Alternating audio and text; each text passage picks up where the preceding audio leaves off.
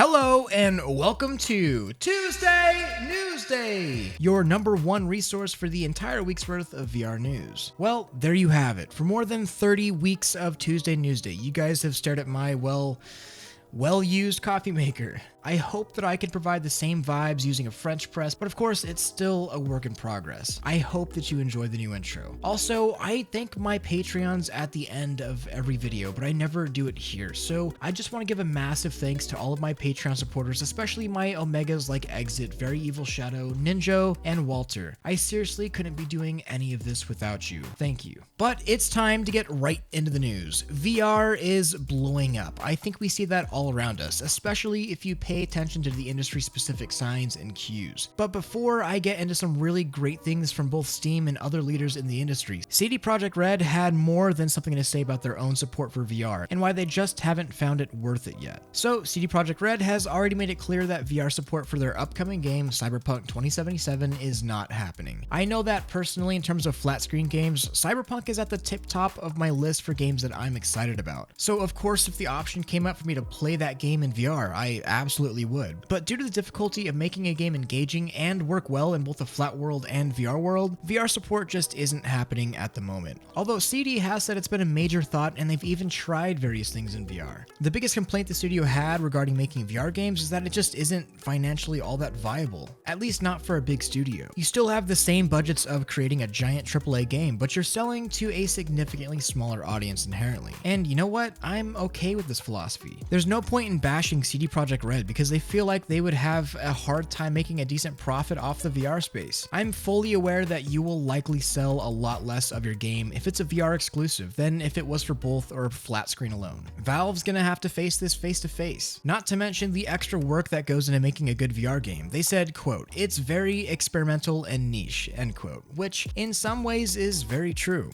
The base mechanics of a good VR game is still a working document. Within seconds of playing a flat screen shooter, you could tell if the mechanics are fun or competitively viable or engaging because we have decades of flat screen shooters and experience to compare them to. We don't have that experience with VR titles yet. It's still cutting edge and standards can be rewritten at literally any time by anybody if something good enough comes out. And that's why I'm okay with this. It's hard for a giant company to take a serious loss or risk making a VR game, but hungry, ambitious indie VR developers with a vision are the big studios of the future. The risks taken by smaller yet just as talented guys today within our industry will pay off in the future. Because what I'm constantly looking for is not for Projekt Red to make the next big VR game. I'm looking for what big VR game is going to create the next Projekt Red. So to any VR devs out there, keep your heads up. And now we can talk about the positive parts here. While VR may still be far too niche and experimental for someone like Projekt Red to touch at the moment, there is this mystical phenomenon that people have been hoping and praying to happen to the VR industry for a long time, and it might just be happening now. So there's this thing called a hockey stick graph. This is also a term used for a controversial study on worldwide pollution levels,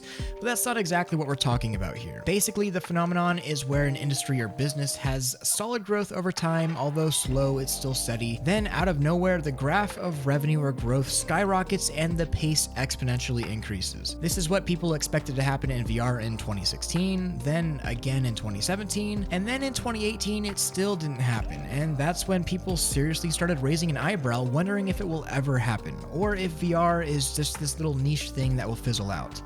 Well, take a look. Not only has 2019 been an overall pretty incredible year for stable growth, but we're also seeing some serious growth for the industry as a whole. Valve just reported a record high for connected headsets for the month of December, showing more than 1.3 million headsets via a Steam hardware survey. That means that year over year, monthly connected headsets are up 75% according to Road to VR. Assuming this growth curve stays the same, it means that by December of 2020, there should be roughly 2.7 million headsets out there on SteamVR alone.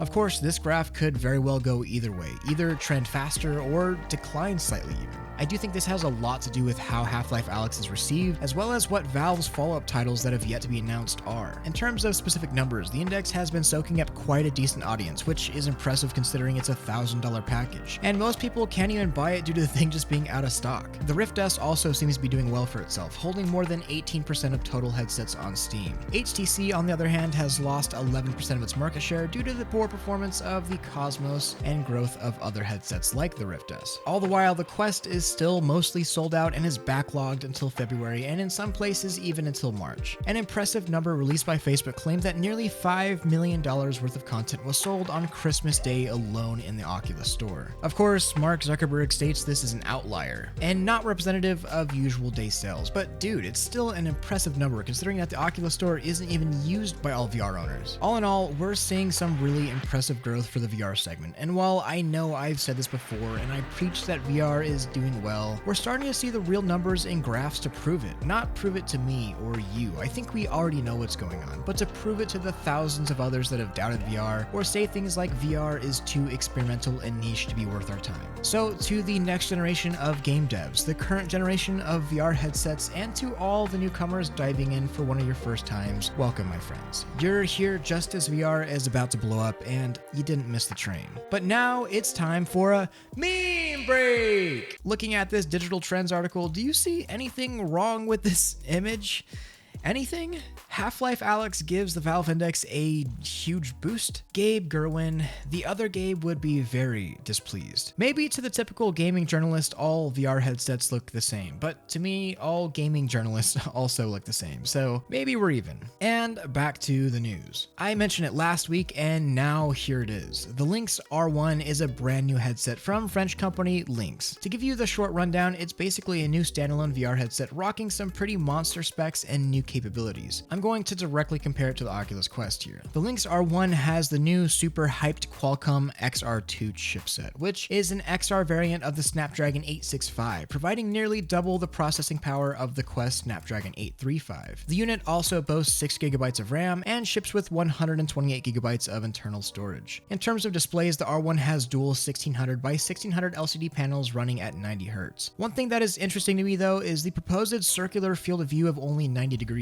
Even though the Quest doesn't have an amazing field of view, it still beats out the R1 by 10 to 20 degrees, which is interesting to note, unless I'm totally misunderstanding the circular field of view, which is also possible. That's not the metric that I've used most of the time. In addition, there are 2 cameras for tracking and 2 additional cameras for pass-through as well as hand tracking capabilities. The headset is advertised as a VR and AR headset, not to be confused with Windows Mixed Reality, but it's also at the same time called a mixed reality headset. It's odd, not gonna lie. So the headset is going to cost $1,500 and will ship this summer. This really is meant for the professional crowd, as are many headsets that I talk about on here. I know I've seen the idea of why would a company buy this from Lynx, a brand new startup, for $1,500 when the Quest is only $1,000 for the Oculus Business Program. And yeah, you heard that right. Businesses pay a lot more for the Quest than you do, but we'll get into that in just a minute. And I really think that the Lynx offers something pretty interesting. More robust AR development, higher quality VR headset with cutting edge XR hardware. I mean, the price may not make sense to a consumer wanting to play Beat Saber, but to a car manufacturer using a headset as a tool, maybe it will. So back on the $1,000 Quest package that Oculus has set up for businesses. It's been delayed for months. It seems the massive delay has mostly been to the shortage of Quest on Facebook's side. The whole idea of the program is that you spend more as a business and you get priority tech support, special software, and licensing packages from Oculus, as well as some other perks as well. The whole program was announced back during OC6, and it was a decently big deal. I know that many people at the conference were there specifically for this function, which made me feel a little out of the loop as just a YouTube guy trying to cover VR stuff mainly for consumers, but that's besides the point.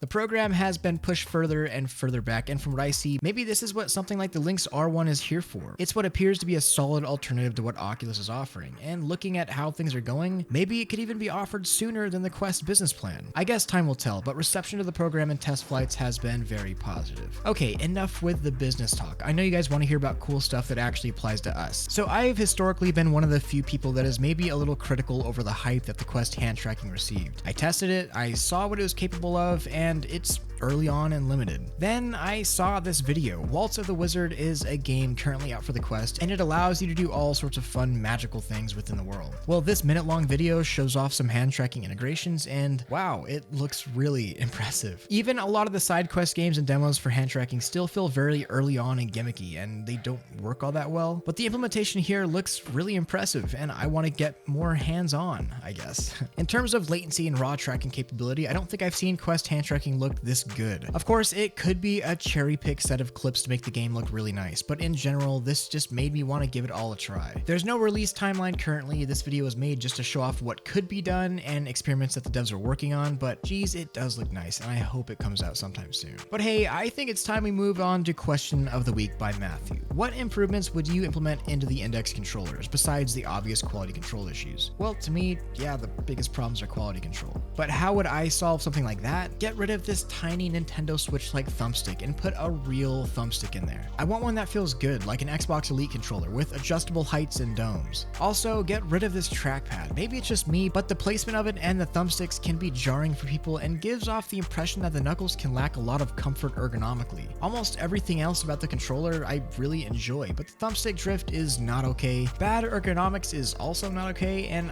while I've gotten used to how my knuckles feel and the comfort and it really doesn't bother me anymore, I know that it bothers plenty. I still would choose to use these over touch controllers any day, but that's just because mine work. It doesn't mean that they're perfect though. Alright, well, don't forget to leave your question of the week. I may just answer yours next. I will be streaming today on Twitch, so come on by and say what's up, and we'll talk VR and have a few laughs. Also, like I said, thank you so much to all of my Patreon supporters. I couldn't be doing any of this without you. Don't forget to like this video if you love it, subscribe if you want more of this, and hit that freaking bell if you just can't live without it. Much love, Thrill out.